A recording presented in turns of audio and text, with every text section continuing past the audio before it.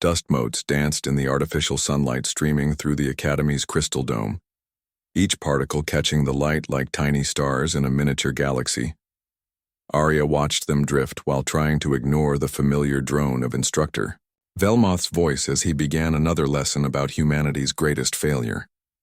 The holographic Earth appeared above their heads, rotating slowly to show continents that no longer existed, cities that had been turned to glass 2 centuries ago, oceans that had boiled away under alien bombardment. The sight never failed to make Arya's stomach twist, even though she had seen this presentation dozens of times. "Behold the final moments of human resistance," Velmoth announced, his 4 crystalline arms spreading wide as if embracing the destruction. The species that dared challenge the natural order of the galaxy around. Arya. Students from a dozen different worlds leaned forward with interest. A Korthak youth with scales that shifted color based on emotion turned deep purple with excitement. A pair of Veltari twins shared thoughts through their telepathic link, their pale blue skin glowing softly as they communicated. The massive Gorvak in the front row rumbled approval, his rock-like exterior vibrating with each sound. Only the humans remained still, only 3 of them in a class of 47. The war began when humanity refused to accept their proper place in the galactic hierarchy. Velmoth continued, manipulating the hologram to show human ships engaging hegemony forces, their primitive vessels, held together with metal and desperation, against our advanced energy-based technology. The outcome was inevitable. Arya's fingernails dug into her palms as she watched the recreation of humanity's supposed last stand. Ships exploding in brilliant flashes, stations being consumed by energy beams that could crack planets, the retreat to Earth's solar system, the final futile defense of their homeworld. Notice how they clustered their remaining forces around their birth world. Velmoth pointed with one arm, while the others gestured to different parts of the display. A classic mistake born of emotional attachment. Rather than dispersing to prolong the conflict, they chose to make their final stand in one location. This allowed us to end their resistance efficiently. A Zephyrian student raised her gossamer wing. "Instructor, why didn't they surrender earlier? Surely they must have known they couldn't win." Velmoth's crystal face flickered with what passed for amusement among his species. "Ah, an excellent question. The human concept of honor prevented rational decision-making. They preferred destruction to submission. A fatal flaw that ultimately served galactic peace." Arya felt heat rising in her cheeks. She glanced sideways at the 2 other humans in the class. Ben sat rigid in his chair, his jaw clenched so tight she could see the muscles jumping. Under his skin, Lisa stared straight ahead, her dark eyes reflecting the holographic flames consuming Earth. "The siege of Earth lasted exactly 73 days. Velmoth continued. "During this time, we intercepted countless human transmissions, desperate pleas for reinforcements that would never come, final messages to loved ones on distant colonies, technical specifications being erased rather than captured. The hologram shifted to show the final bombardment, streams of energy lancing down from hegemony ships to scour the surface clean, the atmosphere burning away in sheets of fire. The moment when Earth's crust cracked and began to cool into the dead, rocket remained today. And thus ended humanity's brief and foolish challenge to galactic stability." Velmoth concluded. Their colonies were absorbed into the hegemony, their survivors relocated to supervised settlements, their technology cataloged and archived. The natural order was restored. Silence filled the classroom. Arya could hear the yaw, soft hum of the environmental systems, the distant chatter from other classes, her own heartbeat pounding in her ears. Then Velmoth did what he always did at the end of these lessons. He smiled that crystalline smile that never reached his multifaceted eyes and asked the question that made Arya's blood boil every single time. "Are there any questions about humanity's defeat?" The Korthak student raised a scaled hand. "What happened to the human survivors, the ones in the outer colonies?" "Integrated into hegemony society as productive citizens," Velmoth replied smoothly.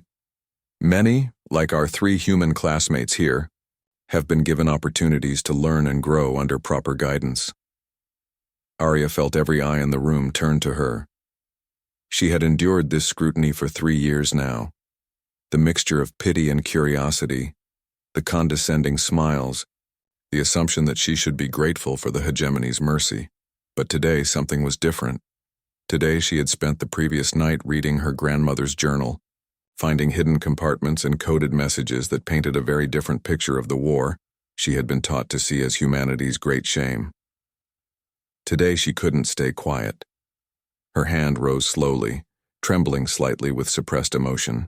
"Professor," she said, her voice carrying clearly in the sudden hush, "I have a question." Velmoth's attention focused on her like a spotlight. "Of course, young Arya, please. Share your inquiry. Did you read the full after-action reports from the Bah, she asked. "Not just the summaries in the textbooks, the complete files, the classified ones." The temperature in the room seemed to drop several degrees. Velmoth's crystalline features flickered rapidly, a sign of surprise or confusion among his species. "The historical record is quite comprehensive, child. The outcome of the war is well documented." "That's not what I asked," Arya said, standing slowly. Her legs felt unsteady, but her voice grew stronger. "I asked if you read the complete reports, the ones that detail what happened after the bombing stopped, the ones that explain why no hegemony forces actually landed on Earth's surface until 6 months after the bombardment ended." Ben and Lisa were staring at her now, their expressions shifting from confusion to something that might have been hope. The alien students looked puzzled. Sensing tension, they didn't understand Velmoth's forearms moved in a complex pattern that Arya recognized as a gesture of dismissal. "Young human, I understand that accepting your species' defeat is difficult. However, the facts remain unchanged. Earth was destroyed. Your fleets were scattered. Your resistance ended."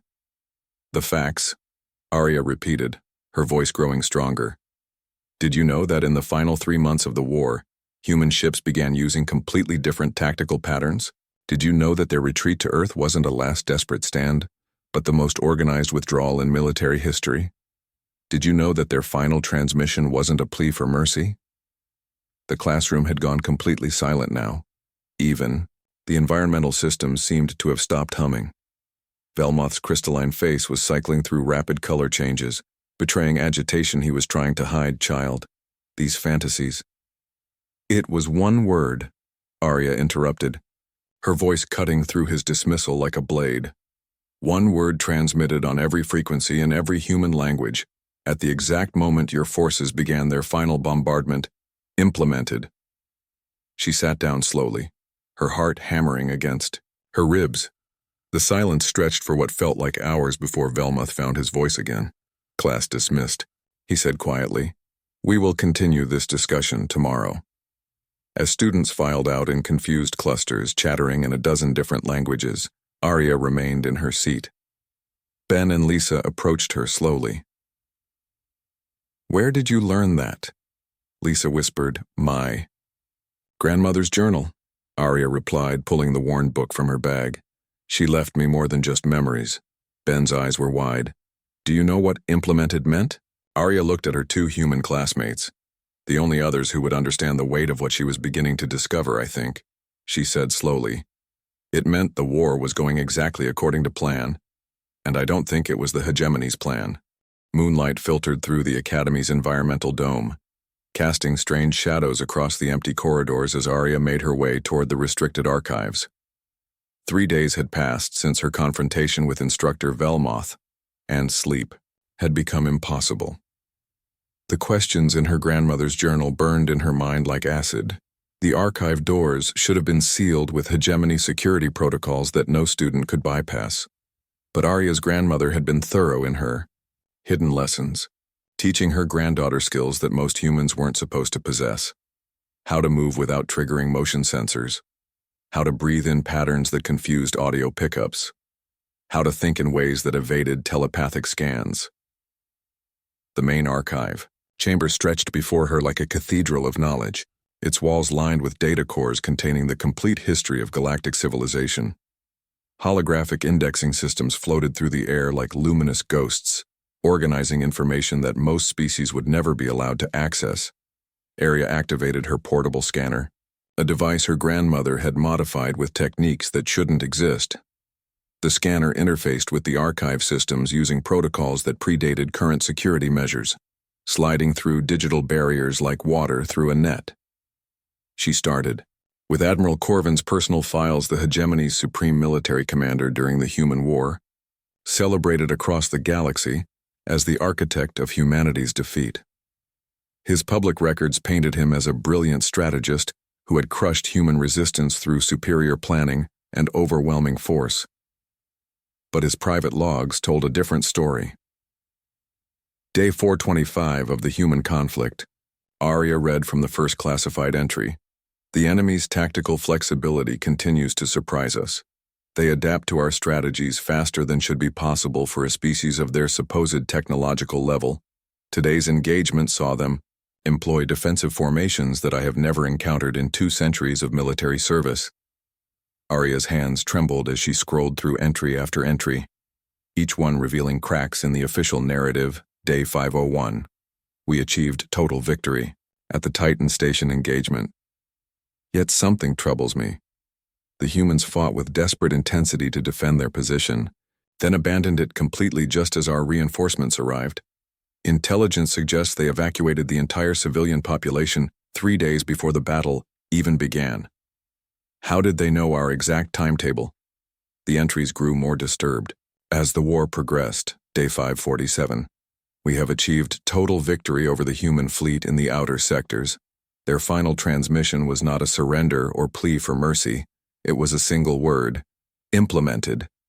My tactical officers assure me this must be some form of human battle cry or defiance, but I cannot shake the feeling that we are missing something crucial.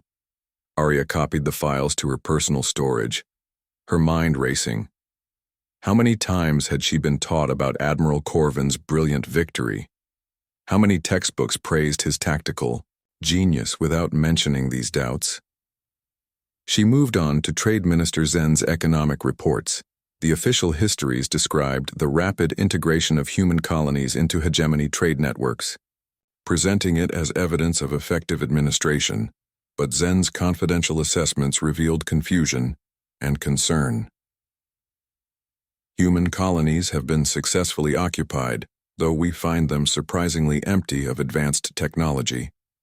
Most infrastructure appears deliberately stripped or sabotaged. Local populations claim ignorance, but their coordination in providing identical explanations suggests preparation. Another report, dated 6 months later. Despite our complete intelligence preparation, human settlements consistently lack the resources our projections indicated. All mineral extraction operations show signs of recent depletion. All manufacturing centers have been thoroughly cleaned of useful equipment. The humans claim this is due to wartime damage, but our engineers find evidence of careful, methodical removal rather than destruction. Arya's scanner chimed softly as it detected another cache of files, military intelligence briefings, that had been classified at the highest levels. Report 7749. She read, human fleet formations in final engagement displayed tactical patterns inconsistent with their previous behavior. Analysis suggests either complete breakdown of command structure or implementation of previously unseen strategic doctrine. Their willingness to accept losses while achieving no apparent military objectives defies rational explanation. The next report made her blood run cold. Post-engagement analysis reveals that human ships in the final battle were equipped with technology inferior to what they had been using 6 months earlier. Either their industrial capacity collapsed far more rapidly than projected, or they were deliberately using outdated equipment.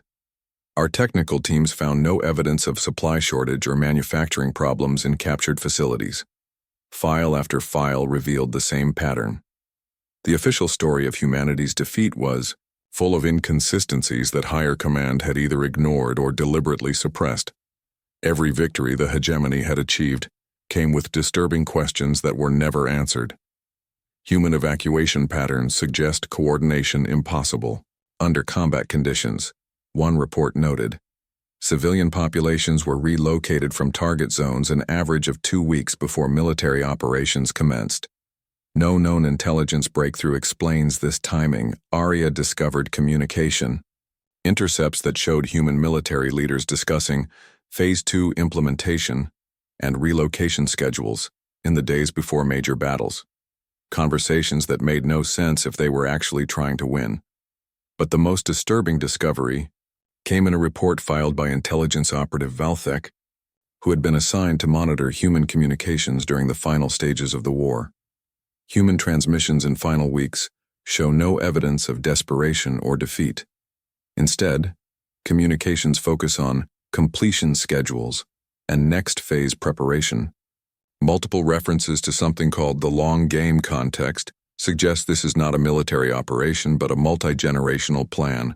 Analysis teams unable to determine purpose or scope. Arya sat back in her chair, her mind reeling. The evidence was overwhelming and impossible to ignore. The hegemony hadn't defeated humanity in a conventional war. They had been allowed to win. But why would anyone deliberately lose a war for their species' homeworld? Her scanner detected one final file, buried deeper than all the others, a single document marked with security classifications she had never seen before. The header read, Final Assessment, Human Strategic Capability.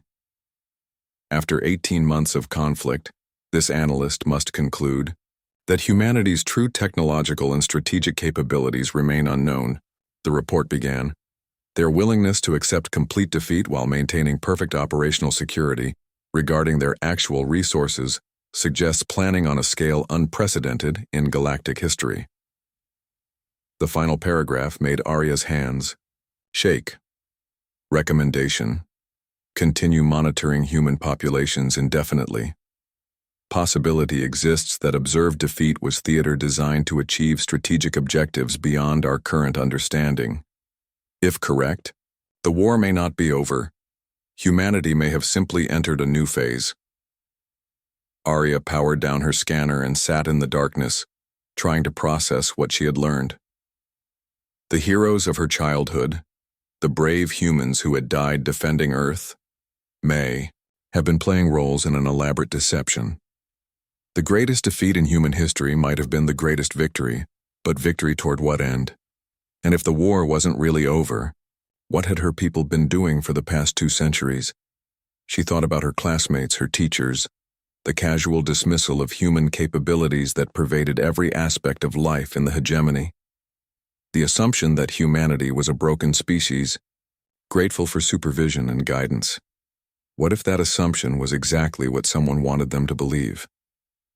As she made her way back through the empty corridors, Arya realized that tomorrow she would sit in Velmoth's classroom and pretend to learn about her species' defeat, while knowing it might be the greatest lie ever told. The question was no longer what had happened during the war. The question was what was happening now, and somewhere in the depths of her grandmother's journal, she suspected she would find the first clues to an answer that would change everything she thought she knew about humanity's place in the galaxy. The war might be over, but if these files were correct, the real game was just beginning. Rain pelted the transport's windows as it descended toward Settlement 47, one of dozens of human communities scattered across the Outer Rim territories. Arya pressed her face against the glass, watching ramshackle buildings emerge from the gray. Mist below everything looked exactly as she had expected from the hegemony's documentation.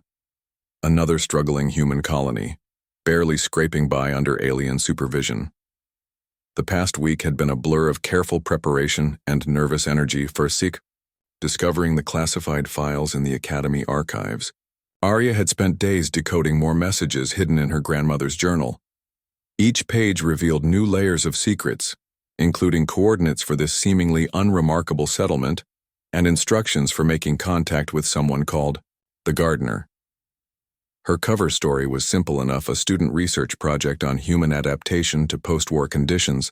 Instructor Velmoth had approved her request with barely concealed disdain, clearly viewing it as an exercise in documenting human failure. No one would question a defeated species' granddaughter wanting to understand their diminished circumstances. The transport pilot, a bored-looking Veltari with standard-issue monitoring equipment, barely glanced at her as they landed. 3 days, he announced. Standard humanitarian visit protocols. I'll return at the scheduled extraction time. Arya shouldered her pack and stepped into the cold drizzle. The settlement's main street was lined with prefabricated structures that had seen better decades. Humans in worn clothing moved between buildings with the careful efficiency of people accustomed to making do with. A few glanced in her direction with mild curiosity. Before returning to their tasks, she made her way to the address specified in her grandmother's notes. A small general store with Morrison's supplies, painted on a faded sign. An elderly man emerged from behind the counter as she entered, his weathered face breaking into a smile that didn't quite reach his eyes. "Help you with something?" he asked in accented standard, though his tone suggested he already knew why she was there. "I'm looking for someone called the gardener," Arya said quietly. "My grandmother said you might know where to find them." The man's expression didn't change, but something shifted in his posture. "Your grandmother, eh? And what was her name?" "Elena Vasquez," Arya replied. "She told me to mention that she still remembers the lessons from the greenhouse." Now the man's smile became genuine. "Elena's granddaughter. Well, I'll be damned, Robert Morrison." He extended a calloused hand. "And I suppose I'm who you're looking for. The gardener's just what some folks call me around here." He moved to the store's front window, making subtle adjustments to the display that Arya realized were probably signals. Then he returned to face her. His entire demeanor transformed. The tired shopkeeper was gone, replaced by someone whose eyes held depths of knowledge and purpose. "Your grandmother was one of the best," Robert said. "She taught half our current generation how to think like proper humans instead of defeated refugees. Come on, let's take a walk." He led her through what appeared to be a maintenance tunnel behind his store. The passage was narrow and dimly lit, lined with pipes and electrical conduits that hummed with energy. After several minutes of walking, they reached a heavy door that Robert opened with a complex sequence of touches. Beyond the door lay a world that shattered every assumption Arya had held about human settlements. The underground complex stretched in all directions, its corridors wide enough for vehicles and filled with purposeful activity. Humans in clean work clothes operated equipment that looked more advanced than anything she had seen at the academy. Holographic displays showed star charts extending far beyond known hegemony. Space children played in well-lit recreational areas, while adults discussed schedules and assignments with the efficiency of people engaged in important work. 200 years, Robert said, watching her amazement with obvious pleasure. 200 years of playing the part of defeated refugees while we built this. And this is just one small piece. They walked through corridors lined with workshops where humans crafted devices that Arya couldn't identify, manufacturing areas where raw materials were processed into components that seemed to serve no obvious purpose. Laboratories where researchers worked with substances and energy patterns that defied her understanding of current technology. But the settlement above, Arya began, is exactly what the hegemony expects to see, Robert interrupted. Struggling humans making do with scraps, grateful for supervision and guidance. We've gotten very good at looking defeated. A woman emerged from one of the laboratories, pulling off protective equipment to reveal a face that was far too young for the advanced research she was clearly conducting. Dr. Patel, according to her identification badge, appeared to be barely out of her 20s, yet moved with the confidence of someone who had spent decades mastering complex sciences. "Elena's granddaughter?" she asked, looking Arya up and down with obvious interest. "I can see the resemblance. Your grandmother helped design half the systems we use down here." "I don't understand," Arya said. "The war ended 2 centuries ago. Humanity was defeated. Earth was destroyed. How is any of this possible?" Dr. Patel and Robert exchanged glances. "Show her," the woman said. "She's earned it." Robert led them deeper into the complex, through security checkpoints that scanned them with technology Arya had never encountered. Finally, they reached a vast circular chamber dominated by a holographic display that took her breath away. The display showed the galaxy, but not as she had ever seen it before. Standard star charts marked hegemony territory, trade routes, military installations. But this display revealed another layer entirely, a network of hidden connections stretching across space. linking points of light that represented something the hegemony had never discovered. Every point of light is us, Dr. Patel explained. Human settlements, research stations, manufacturing facilities, population centers. The hegemony thinks they're supervising the remnants of a broken species. What they're actually doing is providing perfect cover for the largest hidden civilization in galactic history. Arya stared at the display, counting points of light until she gave up. The network was vast, complex, obviously the result of careful planning and coordination on an unprecedented scale. How many people? More than lived on Earth before the war, Robert replied. Scattered across territory the hegemony considers empty space, building things they can't imagine, preparing for something they don't see coming. Preparing for what? Dr. Patel manipulated the holographic controls, and the display shifted to show shipping routes, resource flows, communications networks. A pattern emerged that spoke of purpose and planning. The hegemony's strength comes from their assumption of superiority. They don't question defeated species or look closely at territories they've already conquered. That blindness is their greatest weakness. We learned something important during the war, Robert added. Sometimes the best way to win is to let your enemy think they've already won. They stop watching, they stop preparing, they start taking things for granted. Arya thought about her classes. At the academy, the casual dismissal of human capabilities, the assumption that her people were grateful for guidance. You're saying the entire defeat was planned? Not just planned, Dr. Patel corrected. Choreographed every battle, every retreat, every desperate last stand, all designed to create the exact impression the hegemony needed to see. But why? What's the purpose of all this hiding? Robert and Dr. Patel looked at each other again, and Arya realized they were deciding how much to tell her. The weight of whatever they were holding back felt enormous. Your grandmother's journal, Robert said finally. The parts you haven't decoded yet. They explained the timeline. Phase 1 was evacuation, getting our real population to safety. Phase 2 was misdirection, making the defeat look convincing. Phase 3 was integration and intelligence, gathering people like you, learning everything about how the hegemony really works. And Phase 4? Arya asked. Though she was beginning to suspect the answer would change everything. Phase 4 begins soon, Dr. Patel said quietly. And when it does, the galaxy is going to discover that reports of humanity's defeat were greatly exaggerated. Arya looked around the chamber at the humans working with quiet efficiency, at the displays showing a hidden civilization that had grown in the shadows for 2 centuries, at the faces of people who had spent their entire lives preparing for something the hegemony couldn't imagine. The war never ended, she whispered. The war never even really started, Robert corrected. What the hegemony won was a carefully constructed illusion.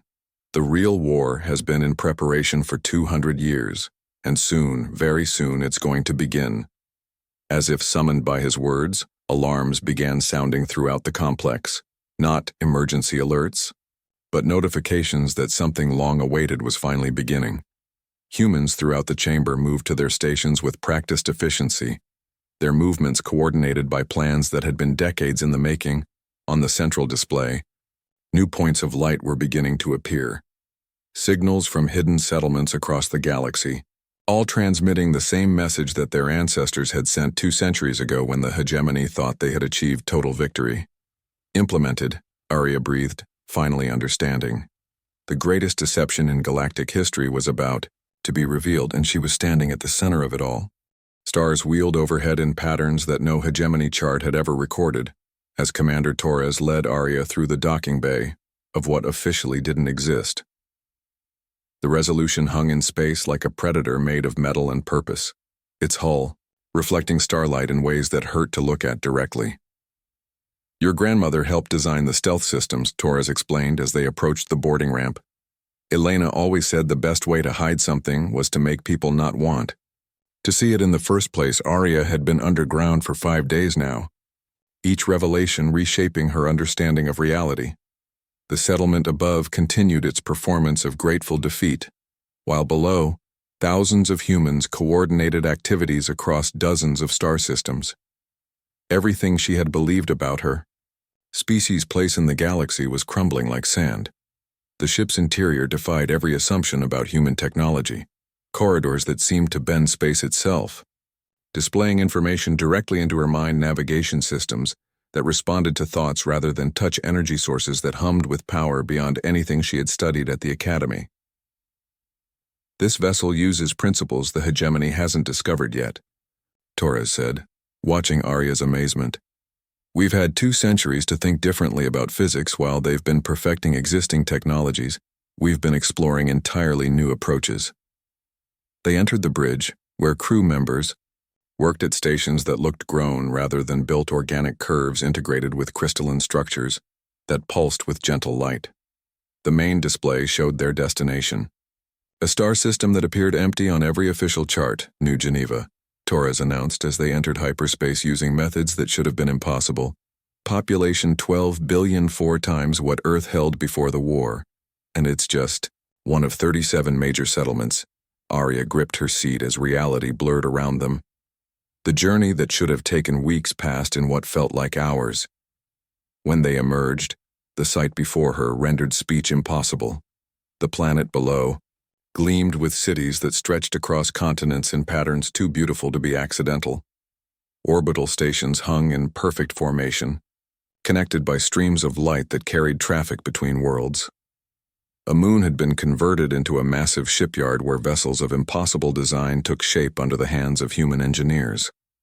We've been busy, Torres said with quiet pride. 2 centuries of building while the galaxy forgot we existed.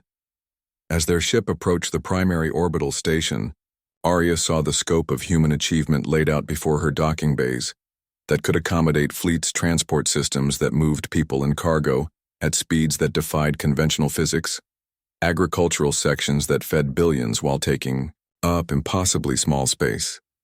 The hegemony thinks they know our technological level, Torres continued. They captured our equipment during the war, analyzed our ships, studied our weapons. What they don't realize is that everything they found was deliberately obsolete. Technology we had discarded 50 years before the conflict even began. They docked at a station larger than most hegemony worlds, its corridors bustling with humans whose confidence and purpose reminded Arya painfully of what her people had lost, or what the galaxy thought they had lost. Director Chen met them at the airlock, a woman whose apparent youth concealed eyes that held centuries of planning. Elena's granddaughter, she said, extending her hand. Your grandmother would be proud to see how far we've come. Chen led them through sections of the station that showcased human achievement beyond anything Arya had imagined, manufacturing centers where raw matter was transformed into devices that seemed to violate physical laws, research laboratories where scientists explored questions the hegemony had never thought to ask, cultural centers where human art and music flourished in forms that had evolved beyond Earth's traditions. We've advanced more in 2 centuries of freedom than we did in millennia under observation, Chen explained. Necessity and secrecy have driven innovation in ways the galaxy has never seen. They paused at an observation deck where the view encompassed the entire system, ships moving between worlds in graceful formations. Their designs clearly evolved from human engineering, but refined beyond recognition, energy networks connecting planets and stations in webs of controlled power that turned space itself into a garden. 15 billion humans across all our settlements, Chen said. More than the hegemony suspects exist in their entire territory, and every one of them has been preparing for this moment. What moment? Arya asked, though she was beginning to understand. The revelation, Chen replied. 2 centuries of careful planning, patient growth, and strategic positioning are about to pay off. The hegemony has become dependent on systems they don't understand, managed by people they don't suspect, controlled by a species they think they defeated. Torres activated a portable display that showed the galactic political structure as the hegemony understood it. Trade routes, military positions, communication networks, resource flows. Everything that kept their civilization functioning appeared stable and secure. Then Chen touched a control, and the display revealed another layer. Every major hegemony trade route passes through at least 3 systems we control, she explained. Every communication network includes relay stations we've quietly improved. Every resource extraction operation depends on refining techniques we've subtly enhanced. They think they're managing the galaxy, but they're actually dancing to music we've been composing for 200 years. Arya stared at the web of human influence that stretched across hegemony space, invisible to those who thought they were in charge. They have no idea. None at all. Torres confirmed. We've become indispensable while remaining invisible, essential while appearing defeated. The perfect position for what comes next. Which is? Chen and Torres exchanged the look that Arya had learned meant they were deciding how much truth she could handle. The hegemony's greatest strength is their certainty that they're superior to everyone else.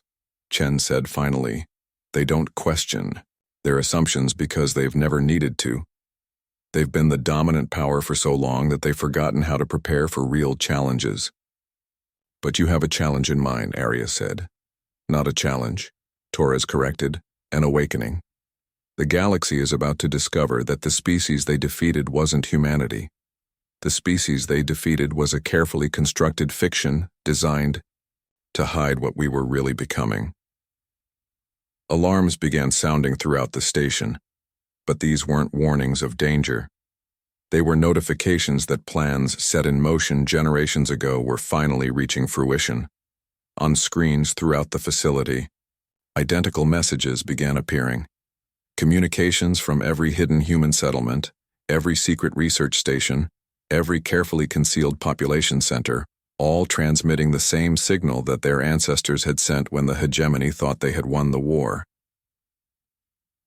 Phase 4 begins now, Chen announced to the assembled humans. After 2 centuries of preparation, humanity is ready to reveal itself to the galaxy. Arya watched as displays showed human ships emerging from hiding places throughout hegemony space. Not attacking, not threatening, simply appearing vessels whose existence contradicted everything the aliens thought they knew about human capabilities. What happens now? She asked. Now, Torres said with a smile that held 2 centuries of patient planning, the galaxy learns that sometimes when you defeat a species too easily, you might want to ask yourself whether they really wanted to win that particular war. On the central display, a message was being transmitted on every frequency in the galaxy, sent from facilities the hegemony had never discovered, using technology they couldn't imagine. To all worlds and species of the galactic hegemony, the message began, humanity. Wishes to announce that reports of our defeat have been greatly exaggerated. We have spent the past 2 centuries preparing for our true introduction to galactic society, and we believe it is time for a more honest conversation about our place in the galaxy. The real war was finally beginning, and this time, humanity wouldn't be pretending to lose as.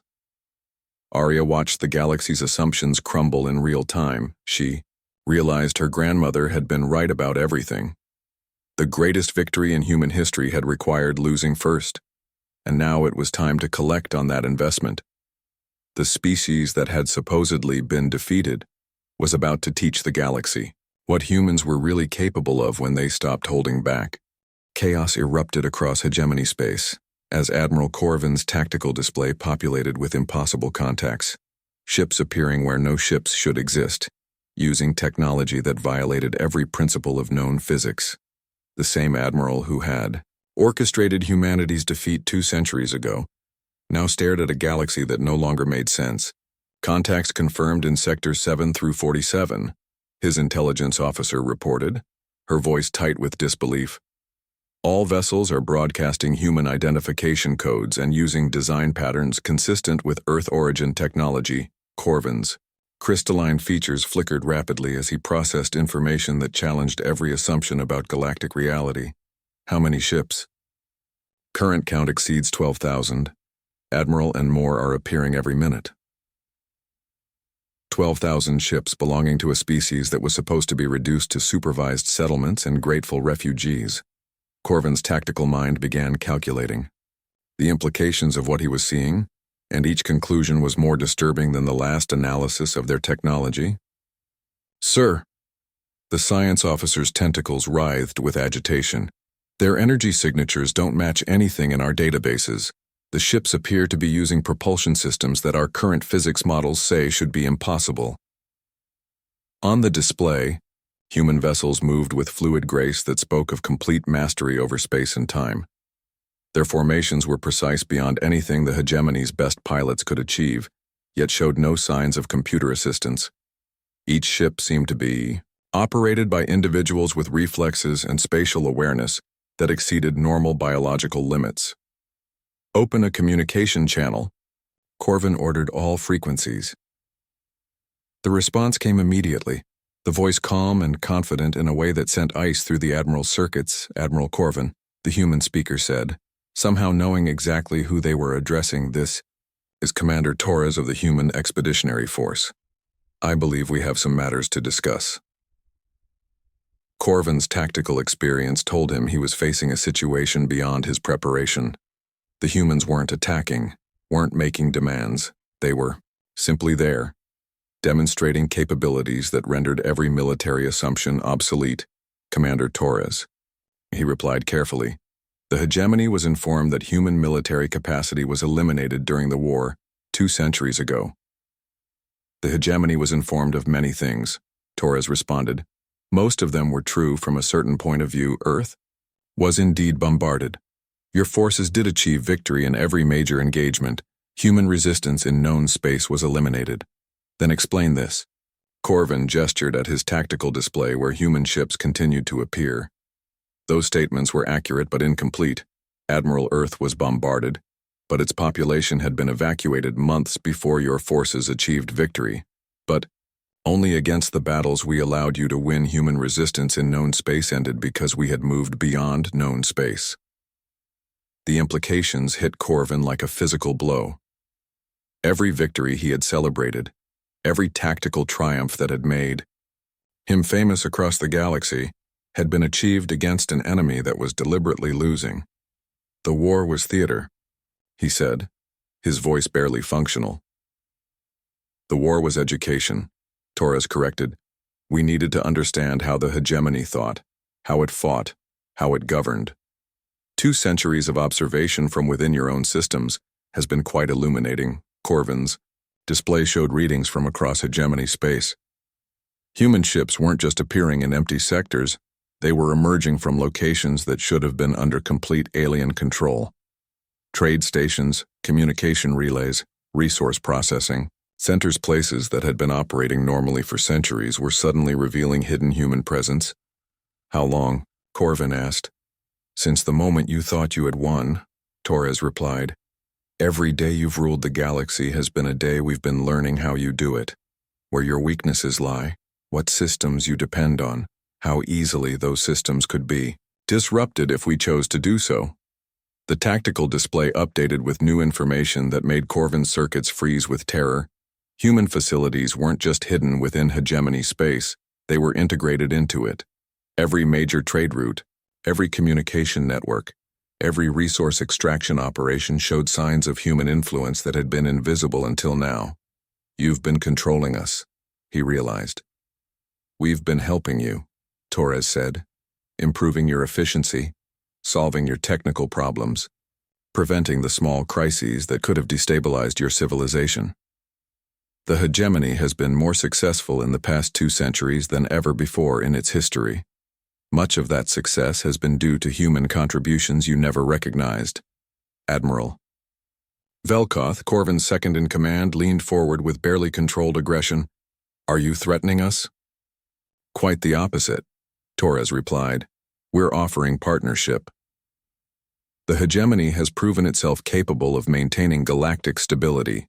Humanity has proven itself capable of technological and strategic innovation that could benefit everyone. A formal alliance could accomplish things neither of us could achieve alone, and if we refuse, the pause that followed was more terrifying than any direct threat. Then you would discover that the systems you've depended on for 2 centuries are more fragile than you realized."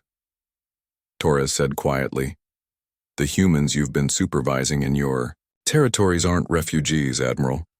They're technicians, engineers, and strategic specialists who have been maintaining infrastructure. You don't fully understand removing their cooperation would be unfortunate for everyone involved." Corvin looked at his tactical display, now showing the true scope of human presence. Throughout hegemony space, the species he had defeated was embedded in every aspect of galactic civilization, holding positions that could cripple everything if they chose to act. "What do you want?" he asked. "Recognition," Torres replied. "An end to the fiction that humanity is a defeated species requiring supervision. Formal acknowledgement of our sovereignty over the territories we have claimed. A seat at the galactic governance table commensurate with our actual capabilities.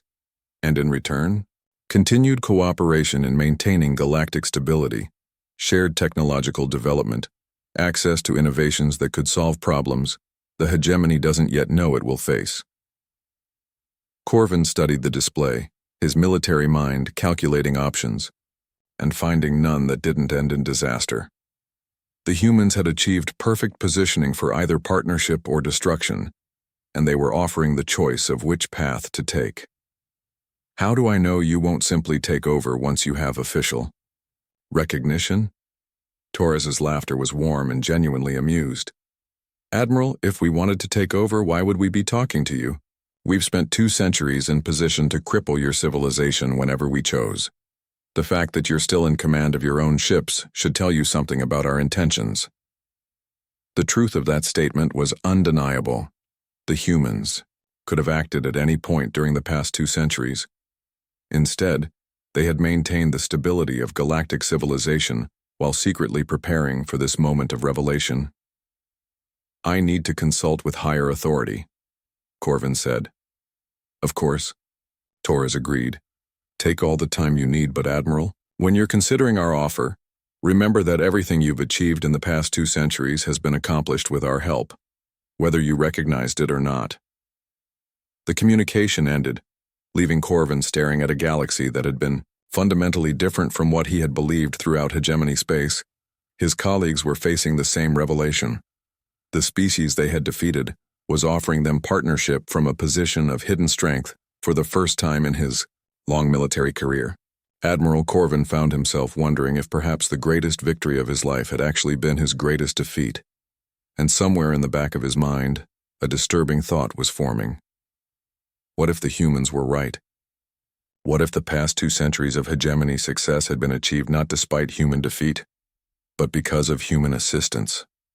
The galaxy was about to discover that sometimes losing a war was the most effective way to win the peace that followed, and humanity had just taught the greatest lesson in strategic patience that the galaxy had ever seen.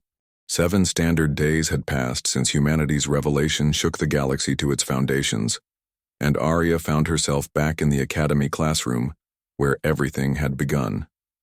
The same holographic display showed the same image of devastated Earth, but now she understood the truth behind what everyone was seeing. Instructor Velmoth entered with his usual crystalline confidence, though careful observers might have noticed the slight tremor in his movements, the way his multifaceted eyes avoided direct contact with his 3 human students. The events of the past week had shattered assumptions that many species weren't ready to rebuild. "Today we continue our study of the human war," he announced, his voice carrying less authority than before. "Recent revelations have provided new context for historical events, but the fundamental facts remain unchanged." Arya exchanged glances with Ben and Lisa, both of whom had received the same encrypted messages. She had communications from families they hadn't known existed, from settlements they had never heard of, offering them choices their grandparents had made 2 centuries ago. "Earth was indeed bombed," Velmoth continued, manipulating the hologram to show the familiar scenes of destruction. Human resistance in known space was eliminated. The hegemony achieved complete military victory, but now other students were asking questions they had never thought to voice. Before a Veltari youth raised her gossamer wing. "Instructor, if the humans were completely defeated, how did they build the fleet that appeared last week?" Velmoth's crystalline features flickered rapidly. "That fleet represents survivors from unknown colonies developed over 2 centuries of hidden expansion." "But sir," interjected a Korthak student, his scales shifting to colors of confusion, "the technical analysis reports say their technology is more advanced than anything in hegemony databases. How did a defeated species achieve such innovations?" "Perhaps," Arya said quietly, standing from her seat. We should ask different questions. The classroom fell silent as every eye turned to her. She had spent the past week learning the full scope of what her grandmother had helped plan, understanding the magnitude of the deception that had preserved human civilization. Instead of asking how a defeated species became so advanced, she continued, maybe we should ask whether they were ever really defeated at all. Velmoth's features cycled through. Rapid color changes, young human. The historical record is clear. Your people fought bravely but were outmatched in every category.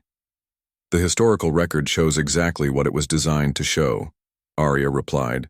Ships being destroyed in battles that served no strategic purpose, evacuations that looked like retreats, technologies that appeared primitive because anything advanced was hidden or removed before capture. She walked to the front of the classroom, her confidence growing with each step. You taught us that humans made emotional decisions, that we fought hopeless battles out of misplaced honor. But what if those battles weren't hopeless? What if they were successful? Successful? Velmoth's voice carried genuine confusion. How can total defeat be considered successful? Because the goal was never to win those battles, Arya explained. The goal was to lose them convincingly while achieving something else entirely. Every desperate last stand bought time for evacuations. Every futile defense covered the removal of technology and resources. Every emotional mistake was actually a calculated move in a longer game. Ben stood up beside her. The humans you defeated were playing their assigned role in a performance designed to convince you that humanity was no longer a threat.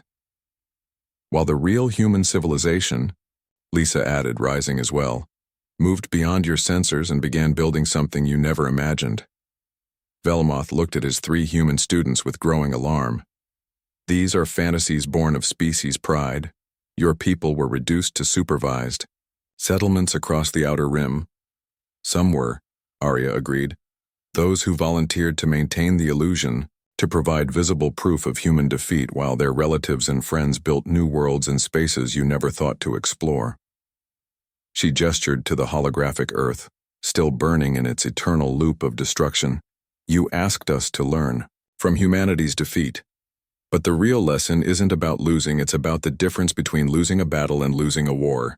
The alien students were listening now with the intensity of young minds confronting ideas that challenged everything they had been taught. Agorvac rumbled questions in his native language while Veltari twins shared rapid, telepathic exchanges. My grandmother left me her journal, Arya continued. 2 centuries of careful planning hidden in family histories that looked like memoirs of defeat. But they were actually instruction manuals for the greatest strategic deception in galactic history. Nar pulled out her grandmother's worn book, its pages filled with codes that had taken her weeks to fully understand. Every human family received similar instructions. Appear grateful for supervision. Seem diminished by defeat. Work quietly to maintain the infrastructure. Your supervisors. Depend on and wait for the signal that Phase 4 was beginning. Velmoth's voice was barely functional. Phase 4? The revelation, Arya said simply. 2 centuries of patient preparation have led to this moment when humanity stops pretending to be defeated and shows the galaxy what we actually became. On her personal display device, she showed footage from the past week, human ships emerging from hidden bases throughout hegemony space. Their technology clearly decades ahead of anything the aliens possessed, diplomatic communications offering partnership rather than demanding submission, evidence that human civilization had not only survived but flourished beyond every projection. The war you won was against a species that chose to lose, she explained. The war that's beginning now is against a species that spent 2 centuries learning how to win. Velmoth stared at the evidence, his crystalline mind struggling to process the implications. But why? Why accept such devastation, such loss of life? Because sometimes the only way to survive a superior enemy is to convince them they've already won, Arya replied. Earth's sacrifice bought humanity time and freedom. The people who died in those battles gave their lives to ensure their species would have a future. She looked around the classroom at faces that represented dozens of worlds, all trying to understand how their fundamental assumptions about galactic reality had been wrong. You taught us that Earth lost the war, she said. But you never asked whether Earth was fighting the same war you thought you were winning. The silence stretched until a Veltari student spoke hesitantly. What happens now? Arya smiled, remembering Taurus's words from their final conversation. Now the galaxy gets to decide whether it wants partnership with humanity, or whether it prefers the illusion of control over a species that was never really controlled. Her communicator chimed with an incoming message that had been waiting for exactly this moment. A simple text that her grandmother had written decades before she was born. Phase 4, complete. Welcome to the real war. Around the classroom, other students were receiving their own messages as the carefully maintained fiction of human defeat finally ended. The species that had supposedly been scattered to the winds was extending invitations to join them among the stars, to explore technologies and possibilities that the hegemony had never imagined. Velmoth looked at his 3 human students with something approaching respect. The question you asked that first day, about reading the ending, did you read it? Arya asked again. The real ending? The one where you discover that the species you defeated had been planning this conversation for 200 years?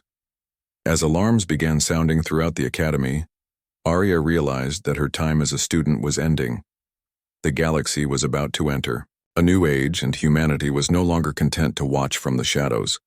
The greatest deception in galactic history was complete, and the real story of human civilization was finally ready to begin. Outside the classroom windows, ships were rising into the sky.